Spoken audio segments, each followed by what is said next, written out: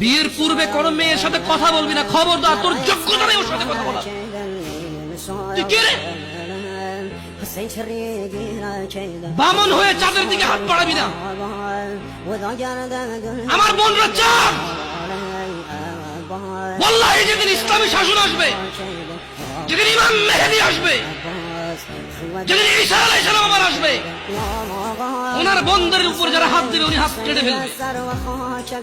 বামন হয়ে চাঁদের দিকে হাত বাড়াবি। আমার বোনরা চাঁদ। ইসলাম মেয়েদেরকে চাঁদ বলেছে আর তোকে বামন বলেছে। বেটা তুই বেটা ছেঁড়া খাতায় শুয়ে লাখ টাকা স্বপ্ন দেখিস, বিয়ের আগে মেয়ের গায়ে হাত দিস। সাহস কত তোর, সাহস কত? তুই জানিস না মুহাম্মদ সাল্লাল্লাহু আলাইহি সাল্লাম বলছে নেক স্ত্রী দুনিয়াতে যা আছে ওর চেয়ে বেশি উত্তম। তুই কি করে ওর গায়ে হাত দিস বিয়ের আগে? তোর সেই যোগ্যতা আছে বল? তোকে আল্লাহ জাহান্নামে ফেলবে, তোকে আল্লাহ জ্বলন্ত আগুন নিক্ষিপ্ত করবে, তোর শরীর পচবে, তোর শরীরের গন্ধে জাহান্নামীরা থাকতে পারবে না। তোকে আল্লাহ এত নিকৃষ্ট